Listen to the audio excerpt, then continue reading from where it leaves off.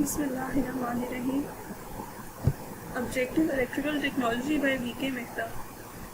तो इसका first chapter जो है वो दैट इज़ रिलेटेड टू वो थोड़ा जनरल सा है, ठीक है। उसमें एमसीक्यूज़ में कुछ जनरल इंफॉर्मेशन थी, स्पेसिफिकली जो स्टार्ट के एमसीक्यूज़ थे ना उनको डिस्कस करने में, जैसे डायमीटर ऑफ एन एटम है। तो इस तरह से ये है, आई डोंट एग्जैक्टली रिमेंबर इसका नाम क्या था। तो मैंने जो स्टार्ट किया है फ़िलहाल वो मैंने डीसी सर्किट वाले चैप्टर से लिया है, क्योंकि इसके स्टार्ट के एमसीक्यूज़ तो काफ़ी ज़्यादा लाइक बोरिंग से थे। उनके अंदर सिर्फ इंफॉर्मेशन की थोड़ी सी चीज़ें थी, कुछ इंफॉर्मेशन वाली बातें थी। तो basic concepts, yes this is the basic concepts. तो इस वजह से मैंने स्टार्ट किया है चैप्टर नंबर 2 से, और मैं इंशाल्लाह चैप्टर 1 को भी कवर करूँगी, लेकिन let's start from the chapter number 2 first. So इसका फर्स्ट एमसीक्यूज़ है, इसमें वो पूछ रहा है यस कि डीसी सर्किट्स यूजुअली हैज़, जो हमारा डीसी सर्किट होता है ना उसमें यूजुअली एक रेजिस्टेंस होती है, ठीक है, रेजिस्टेंस एट द लोड। क्योंकि उसके अंदर हम इंडक्टर और इस तरह की चीज़ों को इन्वॉल्व नहीं करते, कैपेसिटर तो ख़ासतौर पे डीसी के लिए ब्लॉक हो जाता है और फ्रीक्वेंसी के इफेक्ट आते हैं, इसलिए DC circuit usually has the resistance as the load. The purpose of load in an electric circuit is, load हम क्यों लगाते हैं? लोड लगाने का मतलब यही होता है कि हम मतलब current increase the circuit current, circuit का करंट तो कभी भी लोड लगाने से नहीं बढ़ता। यूटिलाइज इलेक्ट्रिकल एनर्जी, डेफिनेटली हम इलेक्ट्रिकल एनर्जी को यूटिलाइज करने के लिए ही लोड लगाते हैं। जैसे हमारा फैन लगा हुआ है, वो क्यों लगाया हुआ है? ताकि हम करंट को बढ़ाएं, डिक्रीज करें? No, we have to utilize the electrical energy. Okay, electrical appliances are not connected in series. देखो बेसिक कॉन्सेप्ट्स है, एलसीए के नॉर्मली कॉन्सेप्ट्स हैं। तो इसमें इलेक्ट्रिकल अप्लायंसेस को हम सीरीज में क्यों नहीं लगाते? Because series circuit is complicated, no, power loss ज़्यादा आता है, नहीं जी। Appliances have different current ratings. देखिए सीरीज में आपका करंट सेम होता है, ये देखेंगे 200 वोल्ट है, अगर हम फिगर 2.19 की बात करें, ये 200 वोल्ट है, ये लैंप लगे हुए दो। अब इसमें से जो करंट फ्लो करना है उसको एक ही बात मिल रहा है, ठीक है। तो इसकी रेटिंग डिफरेंट होगी, इसकी डिफरेंट होगी, ऐसे तो काम नहीं चलेगा ना, ठीक है। तो इसलिए हम सीरीज में कनेक्ट अप्लायंसेस को नहीं करते, क्योंकि उनमें करंट की रेटिंग होती है different. Electrical appliances are connected in parallel because parallel में वो कह रहे सर्किट सिंपल है, सीरीज में भी कॉम्प्लिकेटेड सर्किट नहीं है। Because it draws less current.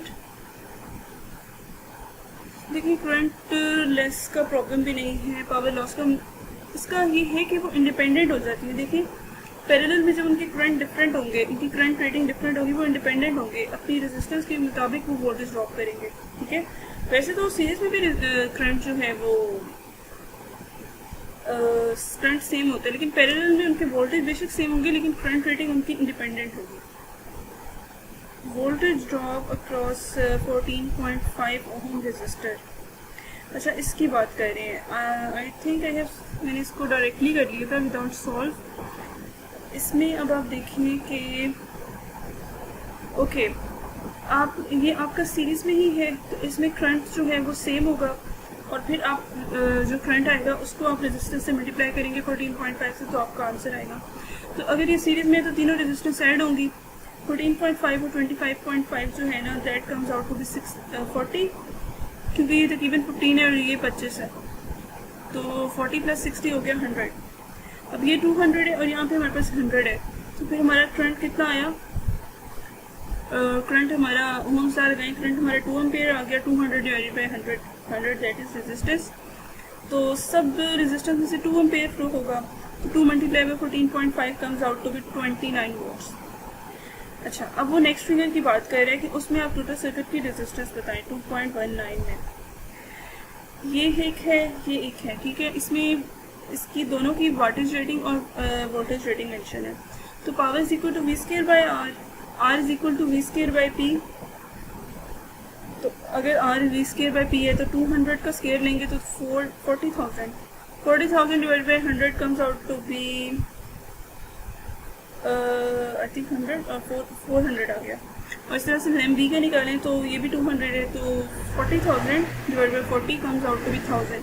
तो 1000 + 400 आपकी रेजिस्टेंस आ जाएगी 1400। 1600 यानी ऑप्शन नंबर 3, 6 का ऑप्शन 3 हो गया।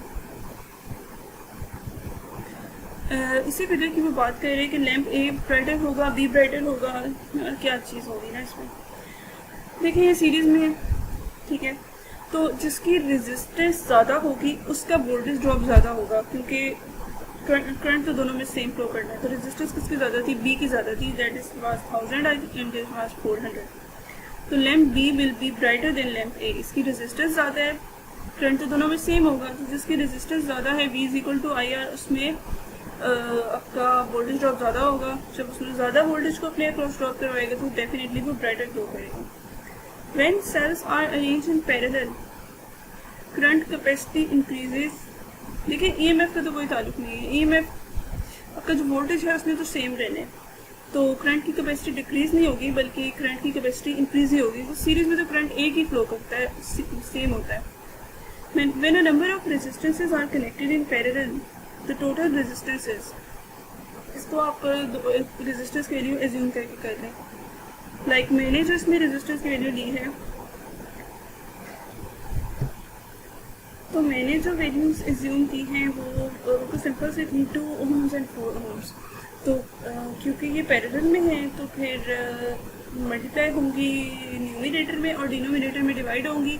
8/6 4/3 comes out to be something like 1 point something, I don't know, ये 3 भी नहीं है शायद।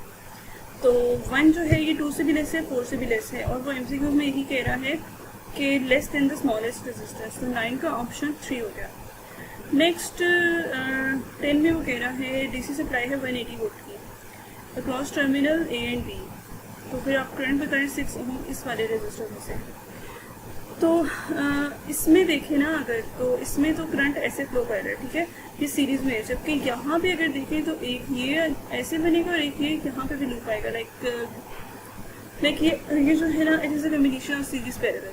इसमें अगर आप देखें तो 12 और 6 आपस में क्या है, सीरीज में, क्योंकि इनके दरमियान में 18 आ रहा है। तो 12 और 6 अगर सीरीज में है तो 18 हो जाएगी, इन दोनों की इफेक्टिव रेजिस्टेंस 18 ओम हो जाएगी। अब 18 ओम के साथ पैरेलल में है और यहाँ पे लगे हुए 180 वोल्ट, ठीक है। तो इसका मतलब है कि दोनों की रेजिस्टेंस भी सेम है, तो इसका मतलब करंट भी सेम होगा, तभी तो पैरेलल कॉम्बिनेशन है ना। वोल्टेज तो वैसे ही सेम हो रहा है लेकिन रेजिस्टेंस की वैल्यू भी सेम है, तो इसका तो करंट भी सेम आएगा। लेकिन हम करंट को कर लेते हैं कैलकुलेट। वो हम कैसे करेंगे, वो हम ऐसे करेंगे कि 18 × 18 मतलब 2 18 जो हैं वो आपस में पैरेलल में है, तो 18 × 18 324, 18 + 18 आ जाएगा 36, तो 324 डिवाइड बाई 36 आपका आ जाएगा 9।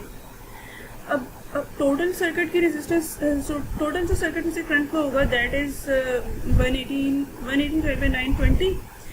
तो ये 10 है, ठीक है, ये आपका 180 है, ठीक है। यहाँ से तो 10 फ्लो हो रहे हैं ना, क्योंकि 18 होम की है, और ये 12 और 6 भी आपस में 18 है, यहाँ से भी 10 होगा, तो 10 और 10 दोनों में से क्या है, सेम करंट फ्लो हो रहा है। तो जो हमारा उसने पूछा है करंट इन 6 ओम में से भी हमारा जो करंट है वो 10 एम्पेयर होगा। अगर वो 12 ओम कहता तब भी उसमें से 10 ही होना था, क्योंकि ये दोनों तो आपस में है ही सीरीज में। तो 10 क्वेश्चन का आंसर आ गया 10 एम्पेयर MCQ ऑप्शन नंबर 1। तो आज क्योंकि ये काफ़ी लेंथी है, इसमें न्यूमेरिकल्स टाइप है, तो ये मैंने सिर्फ 10 MCQ सॉल्व किए। I will discuss later MCQs tomorrow इंशाल्लाह।